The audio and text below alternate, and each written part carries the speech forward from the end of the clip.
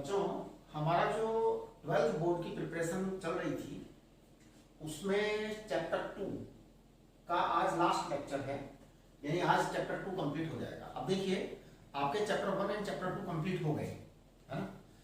अब आपको इसमें क्या करना है, 100% नोट्स तो आपको लेक्चर वाले बना लेने हैं। तो देखिए, जो जो काम आपको करने हैं ना वो मैं बता देता हूँ आपको। नंबर 1, बोर्ड वाले जो लेक्चर आए हैं ना, चैप्टर 1 चैप्टर 2 दोनों हो गए हैं कंप्लीट। चैप्टर 1 एंड 2 आप कंप्लीट बोर्ड वाले लेक्चर के नोट्स बनाइए, ठीक है ना। बोर्ड लेक्चर नोट्स ये अच्छी तरह से बनाइए आप। नंबर 2, आपका जो फॉर्मूला चार्ट है उसे अच्छी तरह से मजबूती से रिवाइज कर लीजिए। फॉर्मूला चार्ट एक्चुअल में बहुत इंपॉर्टेंट है, उसमें सब कुछ डाल दिया गया है लगभग। नंबर 3 जो चीज है वो है उसमें कि आपकी जो एनसीईआरटी है ना, उसकी summary and points to ponder. आप अपनी मर्जी से कुछ मत करो, अपनी अपनी इच्छा से करोगे ना कि किसी ने कुछ कह दिया, किसी ने कुछ कह दिया, तो फिर काम नहीं बनने वाला है। एनसीईआरटी की summary and points to ponder ये आपको कर लेने हैं। Summary and points to ponder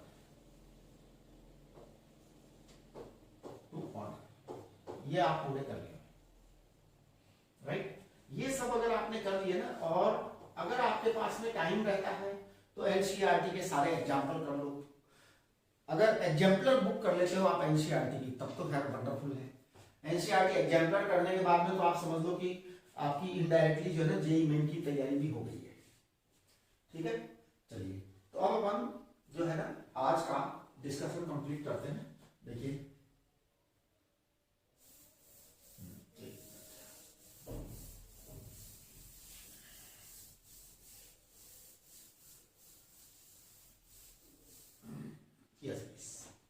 तो देखिए क्या है ये।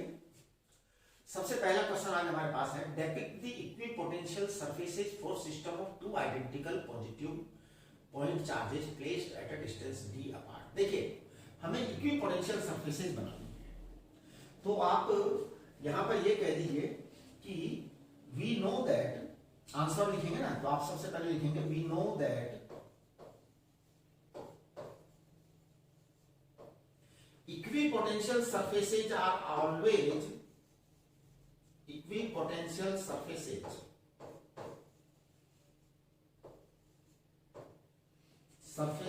are always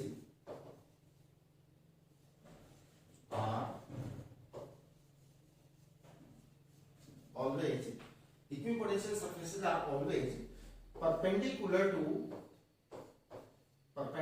to electric field lines। Field lines ये आपके हमेशा परपेंडिकुलर होगी। We know that equipotential surfaces are always perpendicular to electric field lines. कभी भी तो ये हमेशा ही परपेंडिकुलर होती हैं। ये कहिए कि electric field lines are perpendicular to equipotential surfaces. So in order to depict the equipotential surfaces because of two identical positive charges placed at a distance d apart, तो एक प्लस क्यू हम यहां ले लेते हैं और एक प्लस क्यू यहां ले लेते हैं। तो सबसे पहले हम क्या करेंगे, सबसे पहले हम इनकी इलेक्ट्रिक फील्ड लाइंस ड्रॉ करेंगे, है ना। तो first of all we will draw electric field lines. आप लिख भी सकते हैं इसके अंदर, है ना। तो hence first we draw electric field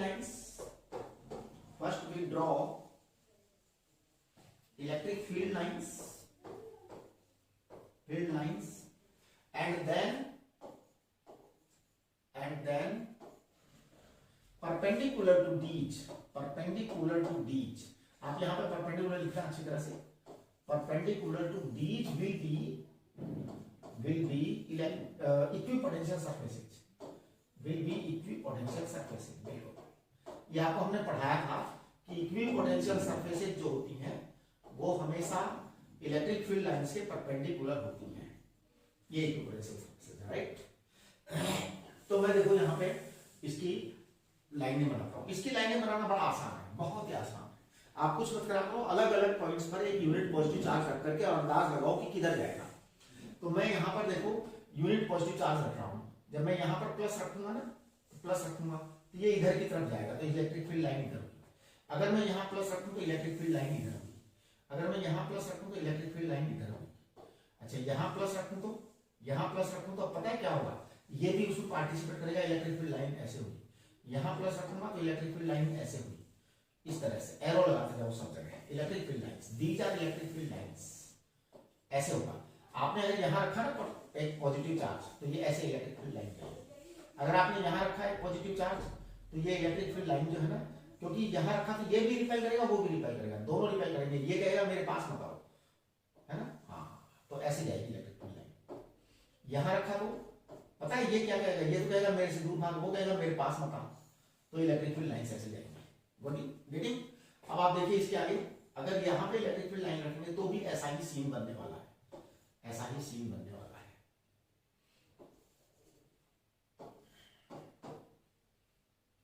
यहाँ अगर आपने पॉजिटिव चार्ज रखा तो इलेक्ट्रिक फील्ड लाइन ऐसे जाएगी, है ना। यहाँ पे थोड़ा सा शायद मैंने डायग्राम गलत बना दिया, ये थोड़ा मतलब क्या है एक्चुअली में बड़ा मुश्किल सा काम है ना, दो उधर से भी रिपल्सन आएगा थोड़ा सा। एक मिनट मैं इसको वापस बना रहा हूँ, ये एक काम करते हैं, इस डायग्राम को नेक्स्ट पेज पे बनाते हैं। चलिए यही बनाते हैं।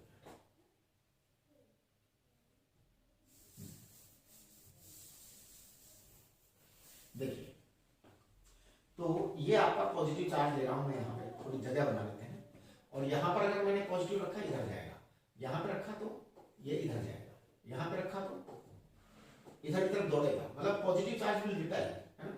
यहाँ रखा तो ये इस तरह से इधर आएगा, यहाँ रखा तो ये, क्योंकि वो भी रिपेल करेगा, उसका रिपल्सन भी आएगा ना, उसका रिपल्सन भी आएगा। यहाँ रखा तो ये यूं जाकर के यूं आएगा ऐसे, यहाँ रखा तो ये ऐसे आएगा, और अगर इसके पास में यहाँ रख दिया तो ये ऐसे जाएगा, इस तरह के से ये जो है ना जाएगा। कुल मिलाकर के अब अगर आप जो है ना वो निकालेंगे ना इक्विपोटेंशियल सरफेस, तो सबके परपेंडिकुलर आएगा, तो उसको आप डॉटेड लाइन से दिखाइए, डॉटेड लाइन से इक्विपोटेंशियल सरफेस को, इसके परपेंडिकुलर आएगी लाइन, इसके परपेंडिकुलर लाइन आएगी,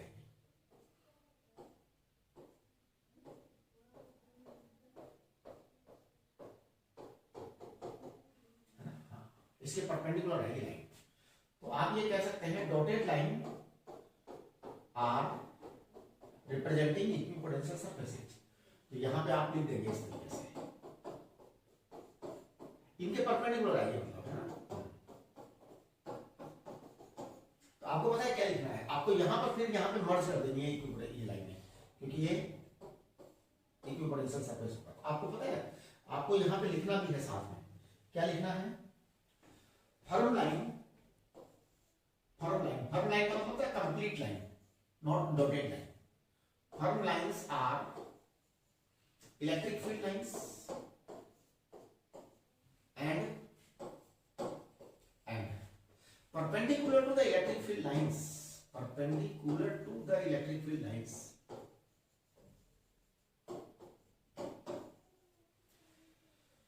हाँ जी, firm lines are electric field lines and perpendicular to the electric field lines are dotted lines, are dotted lines representing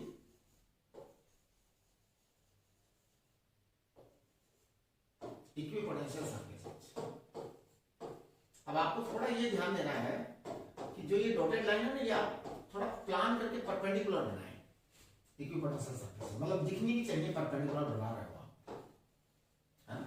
थोड़ा सा आप जो है ना अपनी प्लानिंग के साथ बनाएं कि जैसे ये लाइनें थी ना, तो आप इसके परपेंडिकुलर लेके जाओ इनको, ये डॉटेड लाइंस हो, डॉटेड लाइंस हो, है ना, ये सब डॉटेड लाइंस हैं, है ना।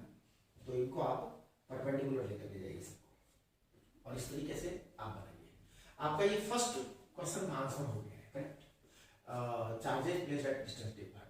अगला है deduce the expression for the equipotential energy of system, वो हम कर देते हैं, of two charges Q1 and Q2 brought from infinity to positions R1 and R2, ठीक है, in the external electric field over है साहब वहां पे। अच्छा देखिए अब यहाँ पर जो है ना आपके दो चार्जेस हैं, एक चार्ज R1 पोजीशन पे रखा हुआ है, एक चार्ज R2 पोजीशन पे रखा हुआ है, और एक्सटर्नल इलेक्ट्रिक फील्ड है, यानी यहाँ पर आपकी तीन पोटेंशियल एनर्जी होगी। एक तो potential energy of charge q1 due to external electric field, potential energy of charge q2 due to external electric field, और एक तीसरी होगी दोनों चार्जेस की आपस की पोटेंशियल एनर्जी। तो हम ये तीनों पोटेंशियल एनर्जी निकालेंगे, है ना। फिर तीसरे सवाल का आंसर बाद में करेंगे, पहले ये करते हैं, ठीक है। देखिए अब हम क्वेश्चन नंबर 2 का आंसर कर रहे हैं, ठीक है। Let V1 is electric potential due to external electric field,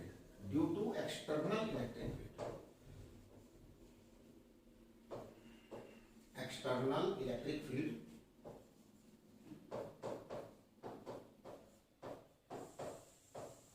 at R1 vector. V2 is electric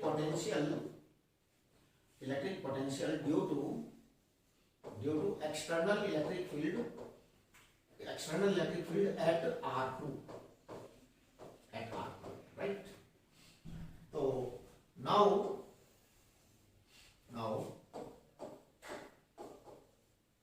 net potential energy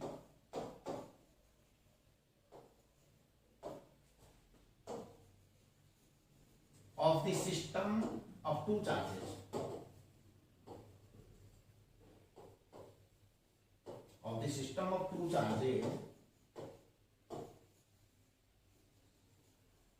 as defined in the question,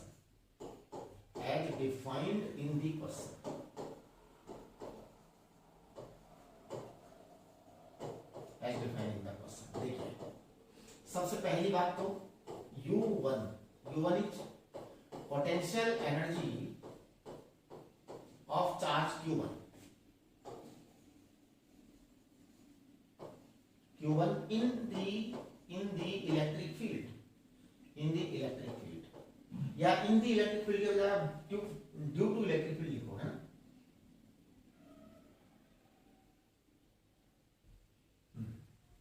potential energy of charge Q1 due to electric field, तो ये आएगा Q1 into V1, correct, Q1 into V1। U2 आएगा second, U2 आएगा same चीज, potential energy of charge Q2 due to electric field, वही चीज लिखेंगे आप पूरा। तो ये आएगा Q2 V2, नाउ तीसरा है ना, U12 is potential energy of charges Q1 and Q2 due to their mutual interaction, देखिए एक तो एक्सटर्नल इलेक्ट्रिक फील्ड के कारण है, एक म्यूचुअल इंटरेक्शन के कारण है, आपस का है ना, mutual interaction. It is equal to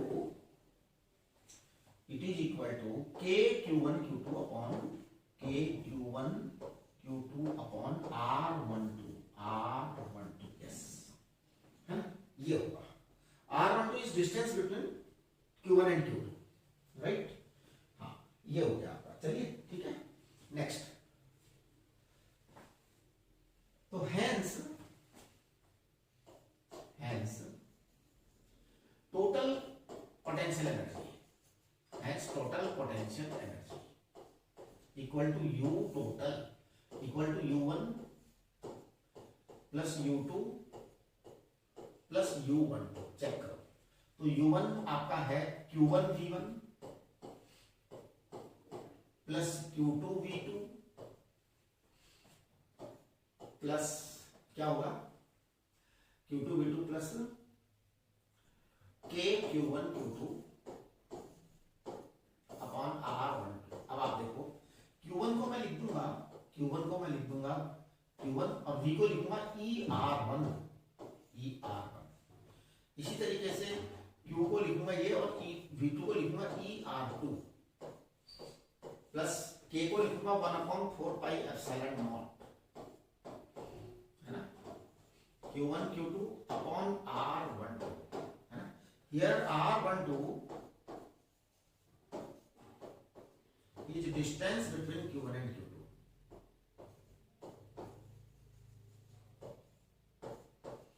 Q1 and Q2. This is your answer. मतलब ये आपका सेकंड वाला पार्ट कंप्लीट हो गया। अब एक तीसरा टुकड़ा इसके अंदर और है क्वेश्चन में, है ना। एक्चुअली में वो था तो नहीं, मैंने मर्ज कर दिया उसको, केवल क्वेश्चन तो यही तक था, वो मैंने अपनी तरफ से इसको मर्ज कर दिया क्योंकि मेरे को लगा कि थोड़ा ठीक सा है ये। Can electric field exist with tangential to an equipotential surface, give reason. तो थर्ड का आंसर है नो, कैन नॉट बी, है ना। इलेक्ट्रिक फील्ड कभी भी टेंजेंशियल नहीं हो सकता इक्विपोटेंशियल सरफेस के, है ना। हाँ देखिए, तो हम क्या कहेंगे, हम कहेंगे थर्ड आंसर में no.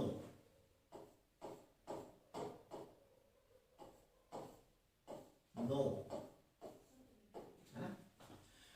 Electric field lines are always perpendicular. Electric field lines are always perpendicular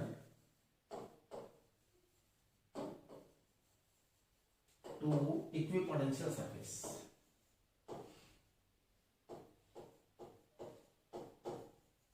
Equipotential surfaces,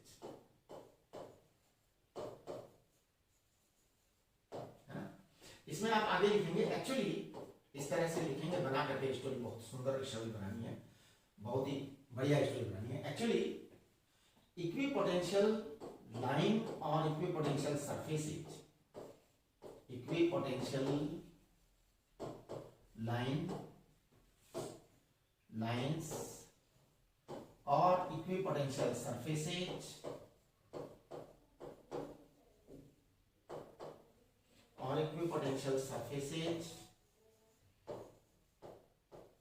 हाँ जी, एक्चुअली इक्विपोटेंशियल लाइंस और इक्विपोटेंशियल सरफेसेज और equipotential curves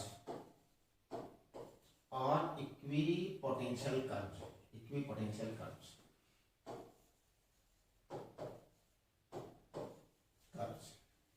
represent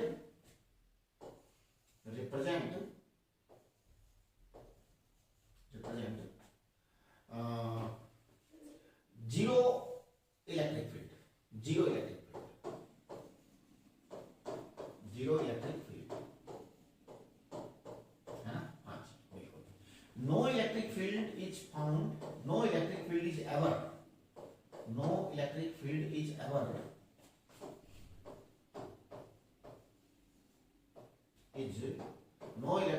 ever found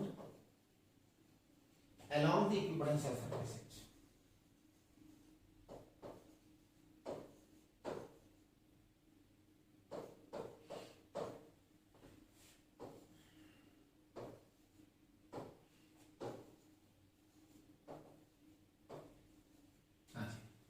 No electric field is ever found along the equipotential surfaces. So it is not possible. It is not possible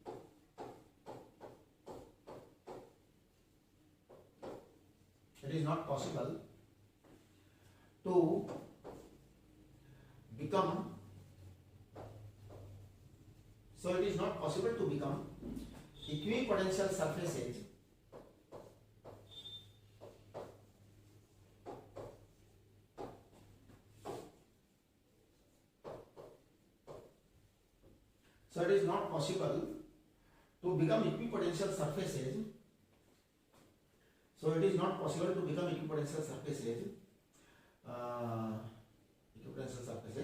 tangential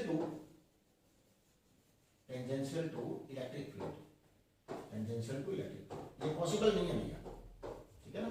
इस तरीके से आपका ये question का answer complete हो गया, राइट। तो हमने तीनों क्वेश्चन के आंसर कंप्लीट कर दिया। फोर्थ वाला है, इसको वापस से देखिए, वही चीज वापस से आ रही है। Define the equipotential surface, draw equipotential surface in case of a single point charge in a constant electric field in Z direction. ये मेरे को लगता है यहां तक एक क्वेश्चन कंप्लीट हो चुका है ये, और ये शायद यहां पर जो है डिफरेंट क्वेश्चन है, why the equipotential surfaces about single charges are not equidistant. ये हम दोनों है ना, ये एक्चुअल में इसके साथ में डाल दिया गया है और ये इसके साथ ही टाइप हो गया गलती से, चलिए कोई बात नहीं। तो अब हम बात करेंगे डिफाइन एन इक्विपोटेंशियल सरफेस। तो सबसे पहले हम इक्विपोटेंशियल सरफेस डिफाइन करते हैं, है ना। तो देखिए आंसर कर रहे हैं इसका, इक्विपोटेंशियल सरफेस आप ऐसे हेडिंग डाल दिया करो, जिसकी भी डेफिनेशन लिखो ना तो हेडिंग पहले डाला करो, इक्विपोटेंशियल सरफेस। और हमेशा ये नियम बना के रखा करो कि ऐसा कोई जरूरी नहीं कि जैसा आपका टीचर कर रहा है वैसा ही करें, उससे बढ़िया करें। हाँ जी, ये कोई जरूरी नहीं कि सबसे बढ़िया आपका टीचर ही करता है। आप हो सकता है आपका जो है ना प्रेजेंटेशन उससे ज्यादा बेटर हो, तो करिए, कोशिश करिए ना, है? अच्छा करने के लिए मनाही नहीं की गई है, किसी के पीछे नहीं पड़ जाना चाहिए, आप अपने ढंग से अच्छा करिए, ठीक है। एक टीचर का काम होता है केवल आपको रास्ता दिखाना, अगर आप उससे ज्यादा बढ़िया रास्ता बना सकते हैं तो निश्चित बनाइए। इक्विपोटेंशियल सरफेस, तो देखिए इक्विपोटेंशियल सरफेस की डेफिनेशन क्या है, क्या होती है। सच अ सरफेस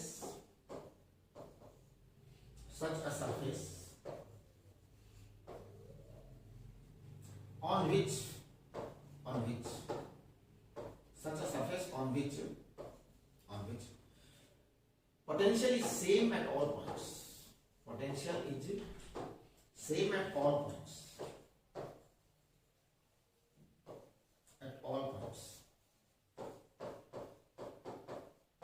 आप इसको पकड़िए, such a surface on which potential is same at all points, है ना। तो such a surface on which potential is same at all points is called equipotential surface, है ना, is called equipotential surface।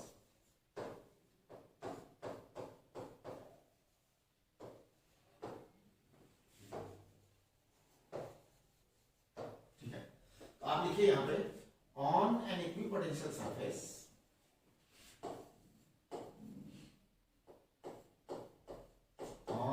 equipotential surface on an equipotential surface V equal to constant,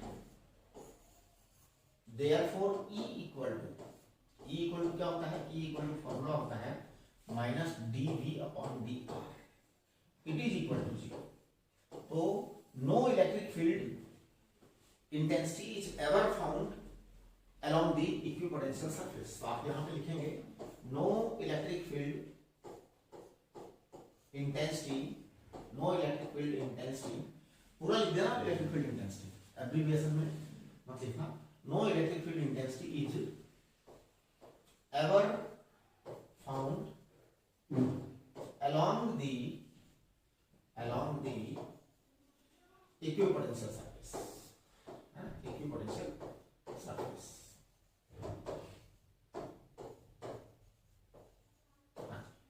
That's why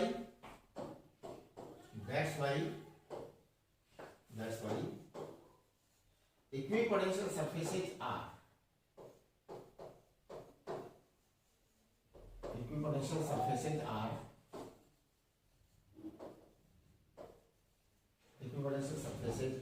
that's why equipotential surfaces are perpendicular to that's why equipotential surfaces are perpendicular to electric field intensity, right। चलिए next, अब हमको draw करनी है एक single point charge के लिए equipotential surfaces, है ना। तो चलिए अगले पेज पर करते हैं। देखिए एक आप सिंगल पॉइंट चार्ज लगा दीजिए यहाँ पे +q, राइट। अब देखिए सबसे पहले इसके लिए इलेक्ट्रिक फील्ड लाइन ड्रॉ कर दीजिए। हमेशा इक्विपोटेंशियल सरफेस ड्रॉ करने से पहले आप इलेक्ट्रिक फील्ड लाइंस ड्रॉ करिए और फिर आप लिख दीजिए वहां पर कि firm lines are electric field lines. आप ऐसे करिए,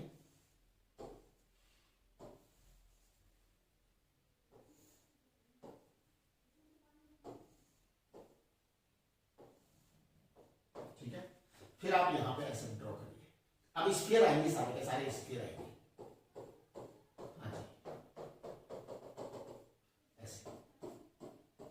काफी सारे स्फीयर बना दीजिए, 4-5 तो कम से कम बना ही दीजिए।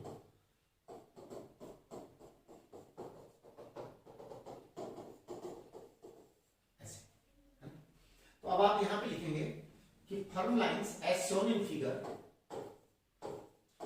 As shown in figure, as shown in figure, firm lines are electric field lines. Firm lines are electric field lines. तो ये तो firm lines हो गई, है ना. Dotted lines are representing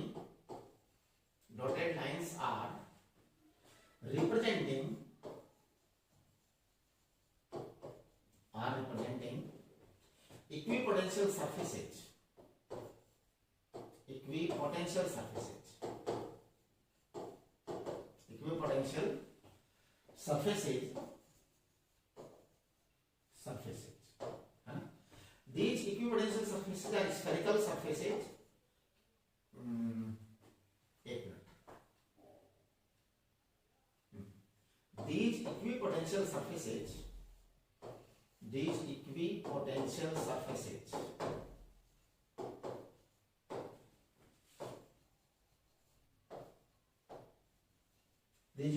surfaces around a point charge, around a point charge, around a point charge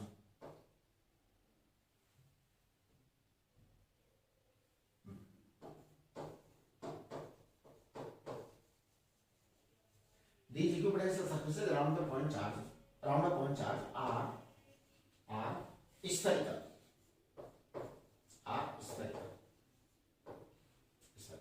है ना. तो ये चीज हो गई आपकी. अब देखिए इसका जो अगला मतलब क्वेश्चन का जो दूसरा टुकड़ा था वो ये था, ये फर्स्ट काम आपका कंप्लीट हो गया है ना. पहले तो आपने ये डेफिनेशन देख लिया, उसके बाद में फर्स्ट वाले आंसर हो गया. अब ये है in constant electric field in Z direction. तो चलिए हम बनाते हैं. ये आपका सेकंड वाला पार्ट हो गया. थर्ड वाला पार्ट देखिए आप. देखो constant electric field in Z direction. आप ऐसा करिए, इसको आप जेड डायरेक्शन मान दीजिए कि this is plus Z direction, right. तो electric field lines are these. Constant electric field है, यूनिफॉर्म इलेक्ट्रिक फील्ड दे रखा है ना. तो जो आपकी इक्विपोटेंशियल लाइंस हैं वो परपेंडिकुलर होंगी.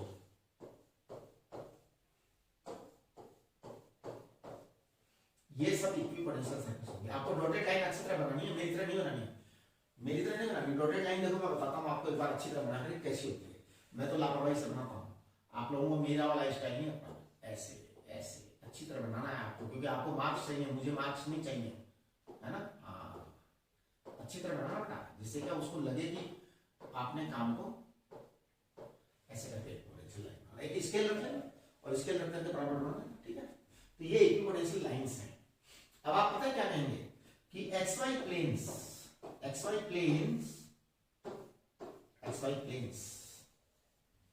are perpendicular to Z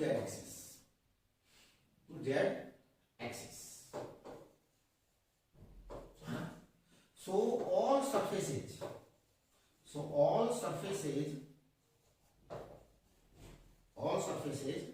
perpendicular to Z axis,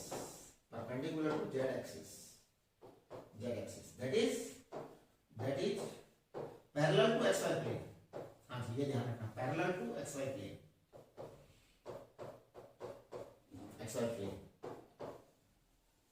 will be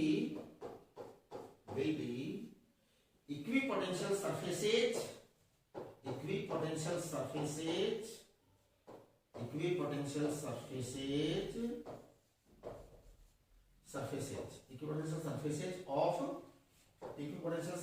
of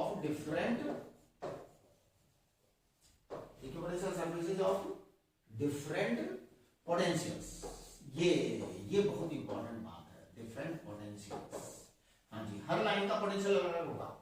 इसका पोटेंशियल कम हो, इसका पोटेंशियल ज्यादा होगा, इसका पोटेंशियल कम होगा, इसका पोटेंशियल कम होगा, इसका पोटेंशियल कम होगा. तो आप ये भी कह सकते हो, इसको A कह सकते हो, इसको B कह सकते हो, इसको C कह सकते हो, इसको D कह सकते हो, राइट. और आप यहाँ साइड में लिख सकते हो VA is greater than VB is greater than VC is greater than VD, because electric field lines travel from high potential to low potential.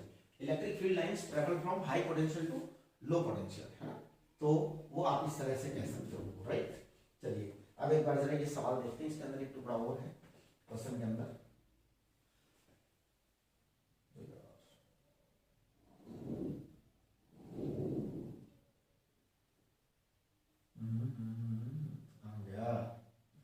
ये टुकड़ा हो गया, तो ये आपका जेड हो गया। Why the equipotential surfaces about single are not equidistant, yes. तो देखिए सिंगल पॉइंट चार्ज के कारण क्यों नहीं इक्विडिस्टेंट है, ये हमें बताना है इसके अंदर, राइट। तो मैं बता रहा हूं, आप देखिए। For a point charge, for a point charge, for a point charge,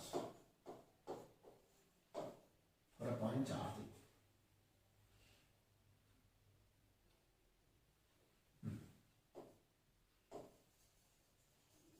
for a point charge, V equal to KQ upon R, V is proportional to 1 upon R, V is proportional to 1 upon R. As V is proportional to 1 upon R, inversely proportional, so the differences for values of R equal to 1 to 3 will not be equidistant, है ना। आप ध्यान दीजिए कि जैसे ये 1 upon are है, आप यहाँ पे क्यू लिखेंगे तो क्यू का आपने 1 मीटर पर आपने एक स्क्वायर बनाया। दूसरा उसी के डिफरेंस के लिए जो है ना, तो आप पास में आ जाएंगे, ये लाइनें थोड़ा पास होती जाएंगी, हमेशा ऐसे होता है, थोड़ा थोड़ा पास पास पास पास बनाते जाइए, पास पास पास पास करते जाइए।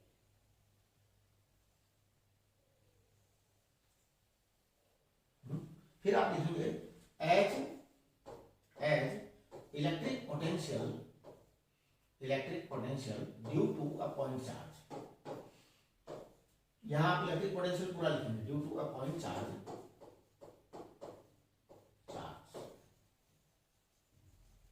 Is inversely proportional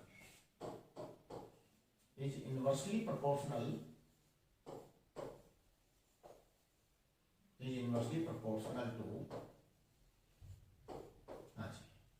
as electric potential due to a point charge is inversely proportional to distance r, is inversely proportional to distance r. So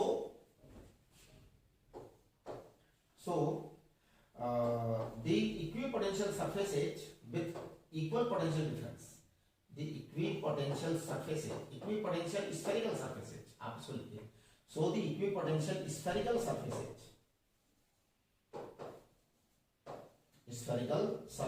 equipotential spherical surfaces with equal potential difference, equal potential difference,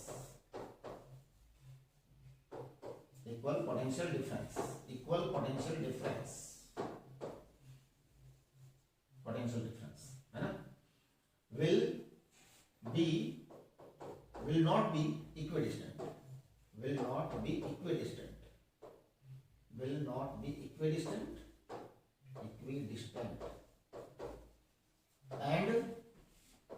and they will be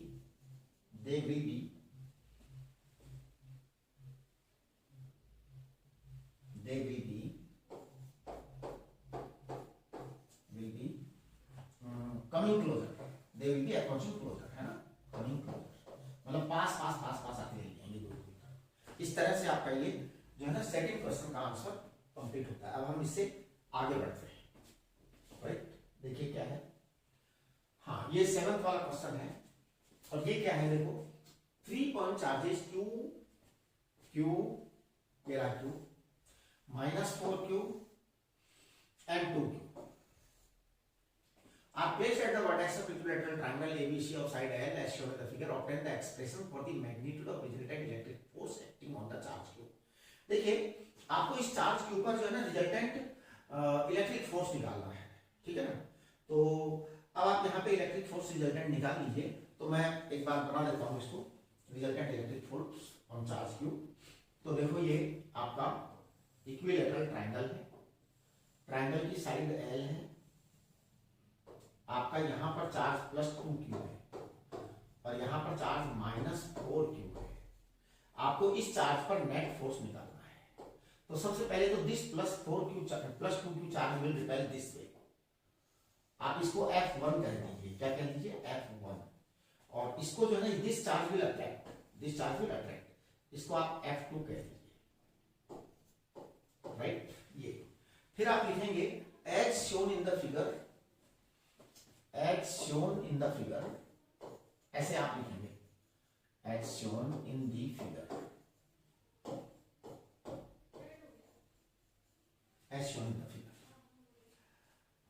F1 as shown in the figure, F1 is repulsion, अरे ये अपने आप में state हो गया।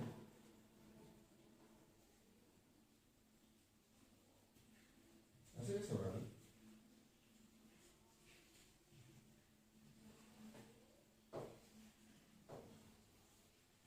repulsion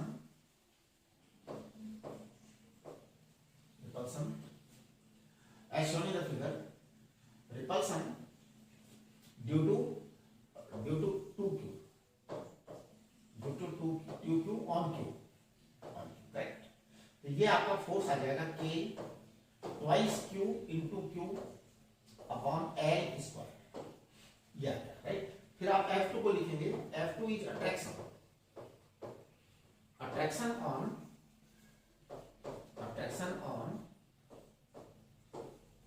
q due to 4q, due to -4, आप ऐसे लिखेंगे -4, इसके कारण अट्रैक्शन आएगा कितना होगा? ये आएगा k 4q into q upon r square upon l square, ये अट्रैक्शन आया, राइट। इन दोनों के बीच में एंगल 120 डिग्री है, राइट। तो देखिए angle between F1 and F2 is 120, angle between F1 and F2 is 120 degree, ये आपका आएगा, राइट। इस तरह से आपका ये जो है ना F1 F2 निकल गया। अब हमें नेट निकालना है ना, चलिए नेट निकालते हैं। तो देखिए F नेट आएगा under root F1 square plus F2 square plus 2F1 F2 cos 120, है ना। मैं अगर वहां पर ऐसा लिखूं, एक मिनट देखो जरा, ये है 4q और ये है twice kq square upon l square. देखिए ये है twice kq square upon l square, correct. ये है 4kq square upon l square. एक मिनट, इन्होंने पूछा है magnitude of the resultant electric force पूछा है, ध्यान दीजिए आप, ये बहुत इंपॉर्टेंट चीजें होती हैं क्वेश्चन में पढ़ने की।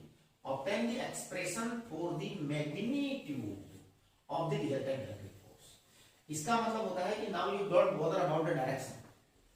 हाँ, आपको डायरेक्शन की चिंता बिल्कुल नहीं करनी है, बिंदास होना है। अब देखिए अगर मान लो ये मैग्नीट्यूड ना बोलते और कहते obtain the expression for the resultant electric force, magnitude word ना बोलते तो क्या होगा? देखिए फिर हम क्या करते, अगर ये मैग्नीट्यूड वर्ड ना बोलते तो मैं पता है क्या करता, इस F1 के दो कंपोनेंट करता मैं, इधर और इधर। इसको लिखता -i कैप, उसको लिखता +j कैप, जो भी कंपोनेंट आता, व्हाटएवर कंपोनेंट कम्स। इसी तरीके से इस F2 के भी मैं दो कंपोनेंट करता इधर, इसको -i कैप लिखता, इसको -j कैप लिखता। फिर मैं देखता कि -j कैप वाला कंपोनेंट ज्यादा बड़ा है, तो मेरा आंसर पता है क्या आता, इन दोनों का तो सम आता, लेकिन इसमें से उसको सब्ट्रैक्ट करता। तो एक कंपोनेंट -i कैप आता, एक कंपोनेंट -j कैप आता अगर हमारे पास में मैग्नीट्यूड निकालने के लिए ना कहा जाता। अब मैं यहां पे ये कह सकता हूं कि this is twice F1, F2 is twice F1, ये ध्यान है, राइट। तो चलिए F2 इज ट्वाइस F1, तो मैं इसको लिख रहा हूं F net, it is equal to,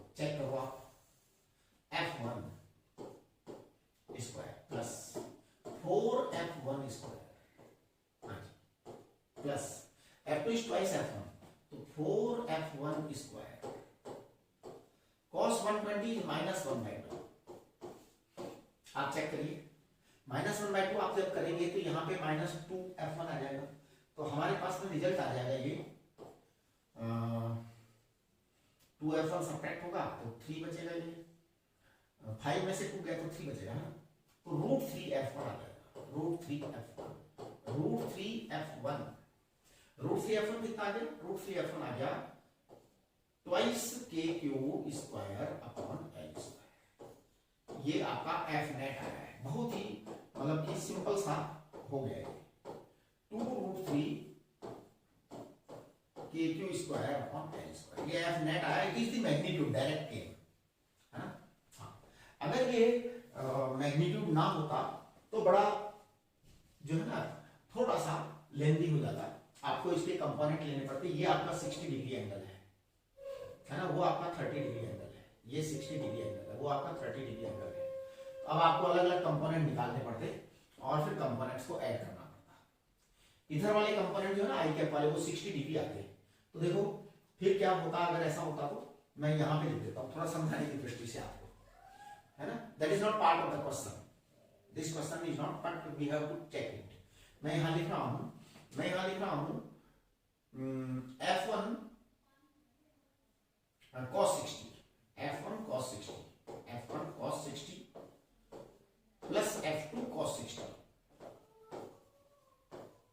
ये आपका माइनस आई कैप हो गया, करेक्ट। ये आपका एक काम हो गया, और इसके बाद में आपका जो आएगा ना इसमें नेक्स्ट पार्ट, ये आपका F1 cos 60 डिग्री और F2 cos 60 डिग्री माइनस आई कैप हो गया। अब आपका F1 की वैल्यू ये है और F2 की वैल्यू है, वो आपको लिखनी पड़ेगी, राइट। और जो आपका वो आएगा ना जे कैप, वो आएगा F2 sin 60, F2 सॉरी हाँ sin 60 माइनस F1 sin 60, और ये माइनस जे कैप ही आएगा आपका, because this is bigger, F2 is bigger, so it will be like this, right. ये आपके पास में हो गया कंप्लीट, राइट। चलो अब आपके पास में ये F नेट आ गया, इसका एक पार्ट और है क्या, हाँ दूसरा पार्ट हो गया, find out the amount of work done to separate the charges at to infinite. ठीक है जी, वो तो हम कर ही लेंगे। देखिए वो इतनी बड़ी बात नहीं है, वो बहुत ही आसान काम है, क्योंकि find out amount of the work done, तो देखिए amount of work done to separate out the charges to infinity, तो हम इसमें कहेंगे कि this is equal to the potential energy, है ना। तो देखिए we know that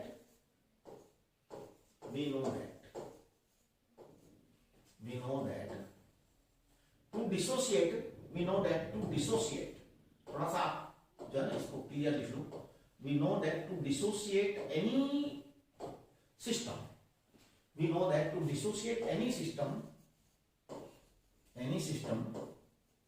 to the infinity,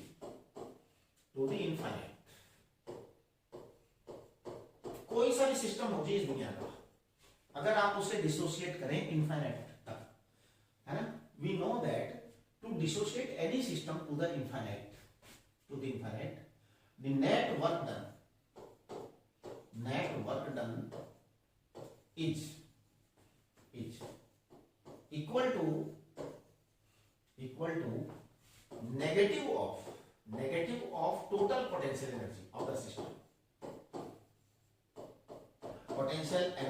system, ये बहुत ही इंपॉर्टेंट लाइन है। किसी भी सिस्टम को डिसोशिएट करना है तो उसकी जो टोटल पोटेंशियल एनर्जी है उसका नेगेटिव जो होगा उसको नेगेटिव से मल्टीप्लाई कर दो, that will be the work done required. तो देखिए वर्क डन रिक्वायर्ड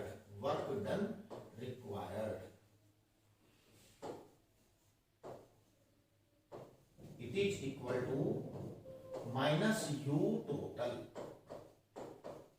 अब मैं देखिए इसको लिख रहा हूं माइनस यू टोटल, अब मैं टोटल यू करूंगा, है ना, तो दो चार्ज लूंगा मैं ले रहा हूं यहां पर, आप चेक करना, K Q 2Q upon L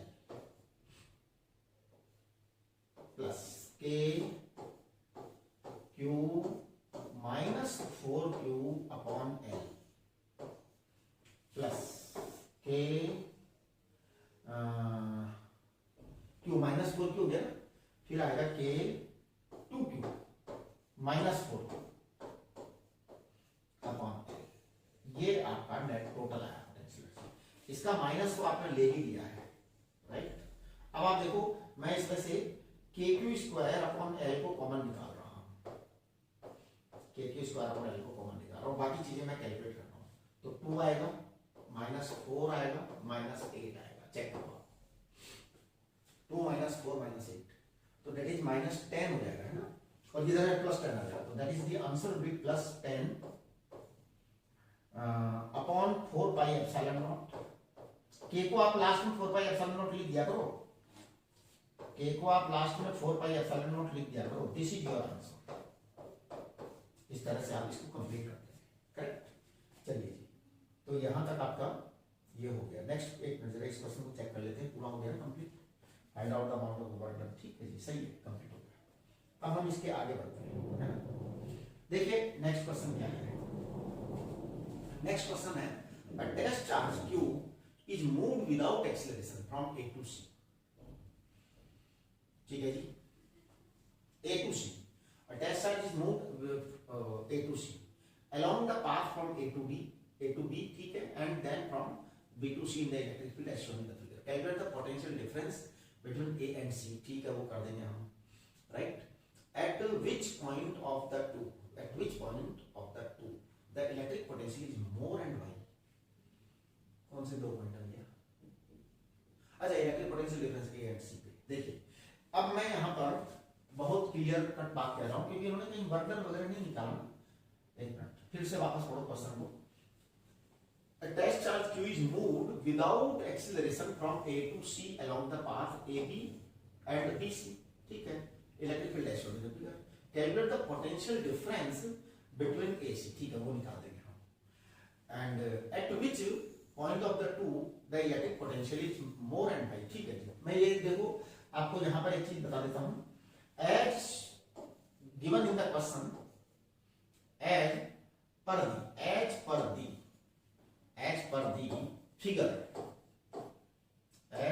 figure given in the question, as per the figure given in the question,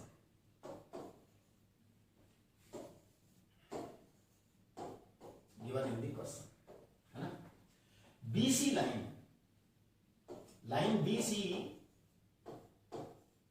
BC is perpendicular to electric field line, है ना। तो देखिए, hence B and C are equipotential points,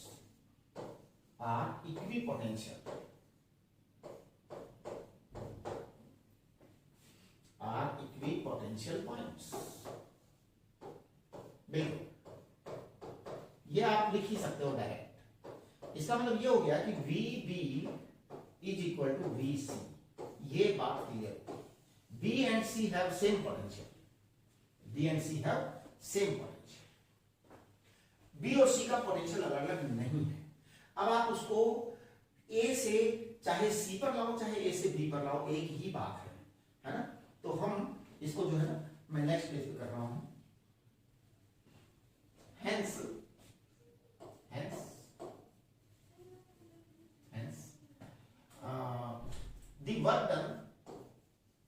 the work done, एक condition में क्या मुझे क्या है, अरे यार,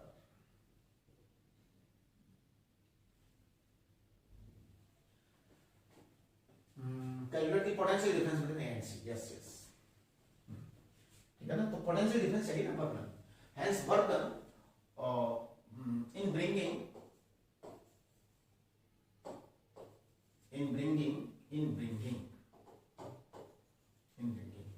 unit positive charge from A to C,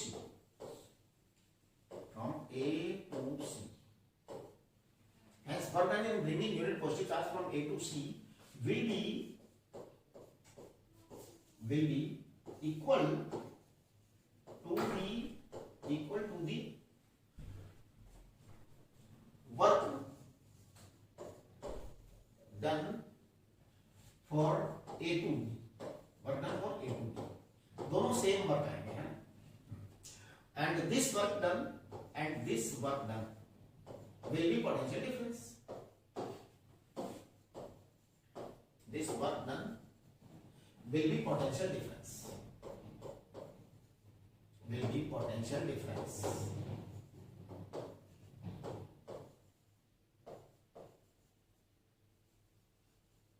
ठीक है ना।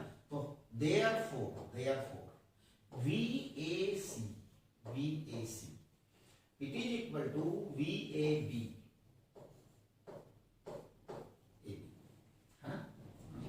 तो देखिए इसको हम क्या कहेंगे, इसको हम कहेंगे VC minus VA, VC minus VA, final minus initial, A से C तक ले जाना, final minus initial, potential difference चाहिए ना A से C तक ले जाना।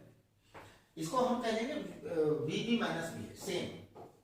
ये आप थोड़ा सा लिख दोगे ना तो उसको बार बार क्लियर हो जाएगा उसको कि भैया बच्चा कर क्या रहा है, राइट।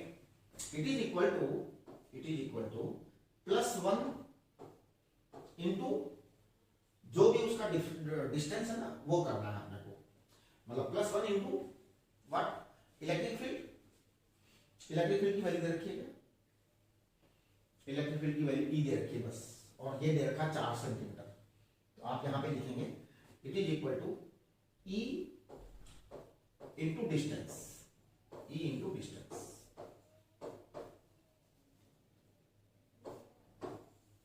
अब यहां पे एक बात आएगी ना कि मैं पता है क्या बोलूंगा, मैं बोलूंगा +1 तो मैंने बोल दिया, करेक्ट। अब E वेक्टर भी बोल देंगे हम, E वेक्टर भी बोल देंगे। अब पता है मैं डिस्टेंस को क्या बोलूंगा, मैं डिस्टेंस बोलूंगा 4 सेंटीमीटर माइनस में, तो ये आपका आएगा -4 सेंटीमीटर इंटू E। अब यहां हमारे सामने समस्या ये है कि हम आंसर इसी टर्म में देंगे, क्योंकि we can not give the answer in other term because they have not given the numerical value for the E. In question, they have not given the numerical value for the E.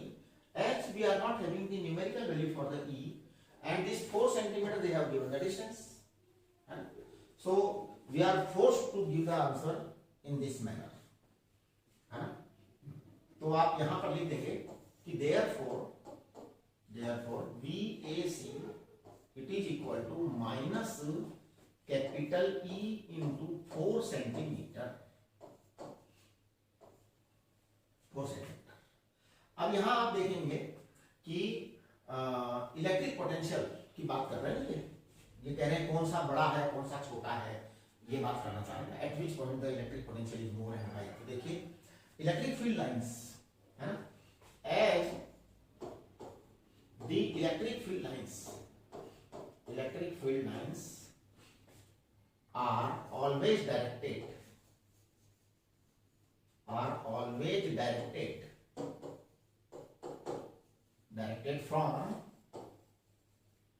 high potential to low potential.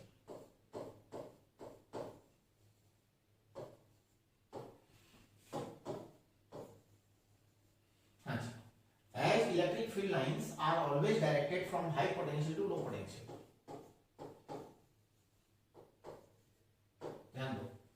As the electric field lines are always directed from high potential to low potential, so potential VA, so VA is greater than VC. VA is greater than VC, है ना। That's why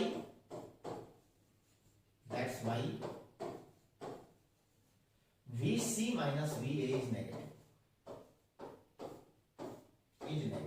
आप देखिए मैंने negative जानबूझ के plan करके लगाया है ना, तो वो क्योंकि वो VC ग्रेटर है, तो इस तरीके से आपका ये कंप्लीट आंसर पूरा हो गया इस सवाल का, राइट। हमने ये वाली बात भी बता दी है ना, मोर एंड वाई भी बता दिया है, right.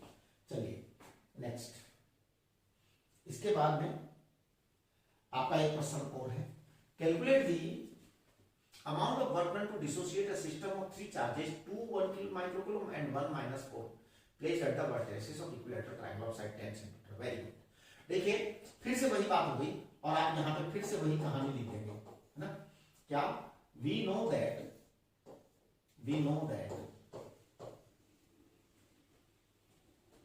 we know that work done required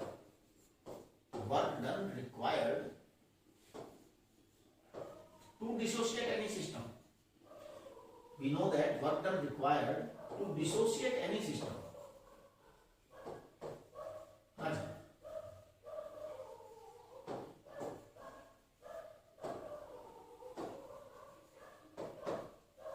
is equal to negative of the total potential energy of the system.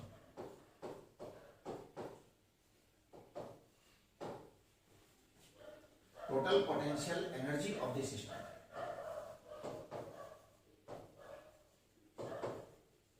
आप इस तरह से लिख रहे हैं ना। तो अब देखिए आपका ये जो डायग्राम है ये इस तरह का है।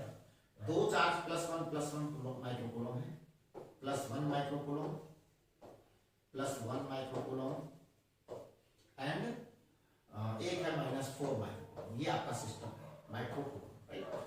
और ये 10 सेंटीमीटर की साइड है ना। तो देखिए मैं क्या करूंगा, hence work done equal to, hence desired work done, hence desired work done is equal to W equal to minus of U total, तो नेगेटिव ऑफ पूरी एनर्जी से हम कैलकुलेट करेंगे। तो मैं लिखूंगा K into 1 microcoulomb +1 microcoulomb upon 10 centimetre है ना, 10 सेंटीमीटर का स्क्वायर करेंगे, राइट। चलिए minus K into 4 microcoulomb 1 microcoulomb upon 10 centimetre. Sorry ये स्क्वायर नहीं आएगा यहाँ पे, ओहो आई एम सॉरी।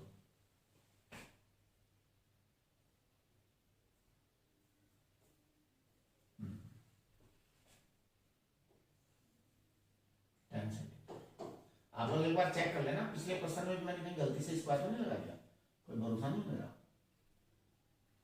आप लोग मेरे को चेक कर लिया करो अच्छी तरह से। ये फॉर्मूले में थोड़ा सा ऐसे ही है, इंटू 2 करते हैं इसको। यहाँ पे माइनस साइन लगाना है, जस्ट अ मोमेंट प्लीज।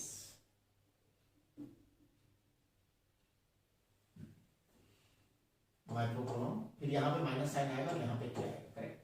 इसको मैं 2 से मल्टीप्लाई कर देता हूँ ऐसे, क्योंकि वो 2 बार होगा ना, इसका भी। तो इस तरीके से अब आपका नेट जो है ना रिजल्ट आने वाला है माइनस। एक बार मैं देख रहा हूँ, K को मैं कॉमन ले लेता हूँ। K को कॉमन लेके मैं 9 × 10⁹ लिख देता हूँ। देखो मैं कैलकुलेशन स्टार्ट कर चुका हूँ। K को कॉमन लेके 9 × 10⁹ लिख दिया है। 1 माइक्रोकूलम, दो माइक्रोकूलम है। 10 की पावर -12 भी बाहर निकाल ले रहा हूँ मैं, 10 की पावर -12 भी बाहर निकाल दिया। 10 सेंटीमीटर है, तो ये 10 की पावर -1 हो जाएगा, है ना। 10 की पावर -1 हो जाएगा, बाहर निकाल दिया। बस अब हम इसकी कैलकुलेशन करेंगे चुपचाप। इधर रहेगा 1 और इधर रहेगा -8 × 2, 8 रहेगा -2। एक बार चेक कर लीजिए, राइट। तो it will come now what 7, ये -7 तो ये आ जाएगा 63 × 10 की पावर, चेक करो जरा कितना है। 10 की power -2 joule is the right answer, है ना। आप कैलकुलेशंस जरूर चेक कर लेना, please don't believe my calculation, है ना। कैलकुलेशन जरूर चेक कर लिया करो। ये आपका इस क्वेश्चन का आंसर हो गया। बस ये तो करो, ठीक है जी। अगला सवाल है कोई? बस ये खत्म हो गया सारे सवाल, राइट। चलिए, तो इस तरह से आपका ये सेकंड चैप्टर भी जो है ना बोर्ड प्रिपरेशन का खत्म हो गया। हमारा अगला जो चैप्टर है वो है क्या, करंट इलेक्ट्रिसिटी, है ना। मैं आपके ये दोनों चैप्टर जो कि कंप्लीट कर चुका हूँ, बहुत तेजी से खत्म कर चुके हैं हम, है ना। मैं करंट इलेक्ट्रिसिटी आपको जो है ना मंडे से स्टार्ट करेंगे हम करंट इलेक्ट्रिसिटी। जानबूझ के मैं 2 दिन का टाइम दे रहा हूँ, जिससे अगर किसी बच्चे ने नोट्स के अंदर देरी की है, नहीं बनाए हैं, तो वो बना लेते हैं, राइट। हम मंडे को करंट इलेक्ट्रिसिटी का लेक्चर आएगा, ठीक है।